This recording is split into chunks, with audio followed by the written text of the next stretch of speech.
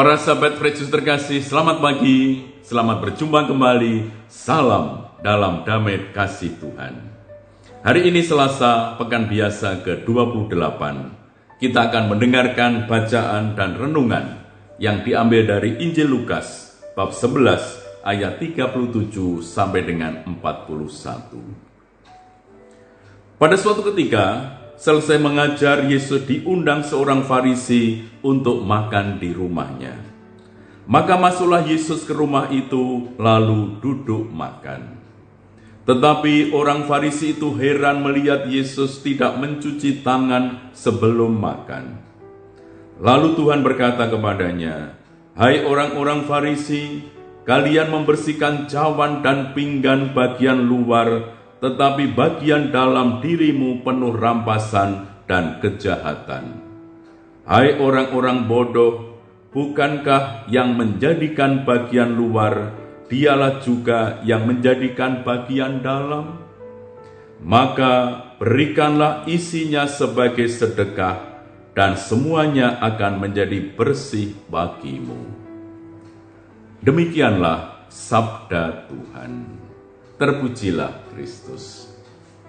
Para sahabat, orang-orang Farisi memang merasa amat terganggu bahwa Allah tidak membeda-bedakan orang, tidak memisah-misahkan antara orang baik dan jahat. Bahkan Allah membiarkan adanya banyak agama di muka bumi ini. Mengapa Allah juga memberi karunia kepada manusia yang najis, yang berdosa, dan yang kafir? Begitulah kira-kira isi hati yang menjadi pertanyaan orang-orang Farisi. Kaum Farisi memang terkenal sebagai partai keagamaan yang sangat rajin mengelompokkan manusia. Manusia berdosa, manusia yang suci. Yang mereka sukai tentu saja adalah orang-orang benar menurut patokan atau aturan yang mereka tentukan sendiri. Mereka sangat membenci orang-orang berdosa, sebab orang berdosa seringkali melanggar aturan yang mereka buat. Mereka lebih mementingkan ketaatan pada hukum-hukum, pada aturan-aturan yang mereka buat, serta penampilan-penampilan lahiriah yang mendatangkan pujian manusia. Maka ketika Yesus diundang seorang Farisi untuk perjamuan makan di rumahnya, dan Yesus makan tanpa mencuci tangan terlebih dahulu, orang Farisi sepengundang tadi merasa heran. Memang aturan mencuci tangan ini tidak ada dalam hukum Taurat, tetapi ini ditambahkan sebagai tradisi nenek moyang. Nah, sikap Yesus yang menomorsatukan hati dan bukannya penampilan, itu membuat mereka bersungut-sungut, diam-diam mengadili dan memvonis. Bisa jadi bahwa waktu itu darah orang-orang Farisi yang mendidih. Nah, sikap Yesus ini menjadi masalah besar bagi kaum Farisi. Menurut mereka, orang yang tidak melakukannya, yaitu mencuci tangan sebelum makan, itu berarti menajiskan dirinya, dan ini sungguh berdosa. Menurut Yesus, yang berdosa itu justru orang Farisi, sebab mereka tidak mau menyadari dosanya. Dosanya ialah menghakimi dan tidak berbelas kasihan, serta menilai orang lain berdasarkan hal yang lahiriah saja. Maka Yesus menyatakan, "Kalian membersihkan cawan dan pinggan bagian luar, tetapi bagian dalam dirimu penuh rampasan dan kejahatan. Bukankah yang menjadikan bagian luar dialah yang juga menjadikan bagian dalam? Maka berikanlah isinya sebagai sedekah, dan semuanya akan menjadi bersih bagimu." Para sahabat, orang-orang Farisi ini menyamakan keselamatan dengan kebenaran pribadi yang mereka tentukan. Dalam hati mereka berkata, "Ya, karena aku menjalankan semua perintah, maka aku suci, aku bersih." Demikianlah yang menjadi keyakinan orang Farisi. Padahal manusia tidak dapat menyelamatkan dirinya sendiri.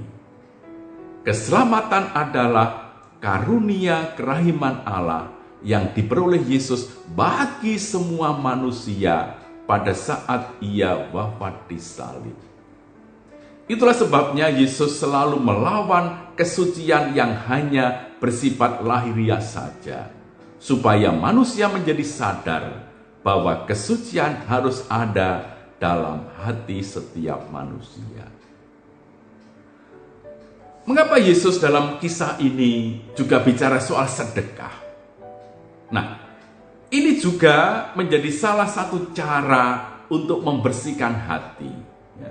Memberi sedekah adalah ukuran belas kasihan. Pemberi dengan memberikan sedekah itu menyatukan diri dengan sesama yang ia beri. Pada saat manusia memberikan sedekah itu, ia menyatukan diri dengan Allah dan menyatukan dengan sesama yang menerima sedekahnya itu. Tentu ketika sedekah itu sungguh diberikan dengan keikhlasan, dengan ketulusan hati. Maka ini menjadi sarana bagi manusia untuk semakin menyucikan diri. Karena dengan memberi sedekah itu dia sungguh menyatukan diri dengan Sang Pemberi kehidupan, dengan Allah yang Maha Rahim dan Maha Kasih itu. Sebaliknya, orang yang enggan untuk berbagi itu sesungguhnya memberhalakan harta benda dunia ini. Ia tidak mampu untuk berbelas kasihan, padahal hanya belas kasihan inilah yang akan menyucikan, membuat manusia semakin dibersihkan dari dosanya, sehingga manusia menjadi semakin serupa dengan Allah Sang Pemberi kehidupan. Marilah kita berdoa. Tuhan yang Maha Baik, Engkau mengenal kami semua dari dalam maupun luar hati kami. Bebaskanlah kami, para murid-Mu ini, dari sikap kemunafikan, dan buatlah kami mengusahakan kesucian dan kebenaran, bukan hanya secara lahiriah, tetapi sungguh dengan segenap hati dari kedalaman hati kami sendiri. Dengan pengantaraan Kristus Tuhan kami. Amin. Tuhan bersamamu dan bersama rohmu. Semoga Allah yang Maha Kuasa memberkati saudara sekalian, Bapa dan Putra dan Roh Kudus. Amin.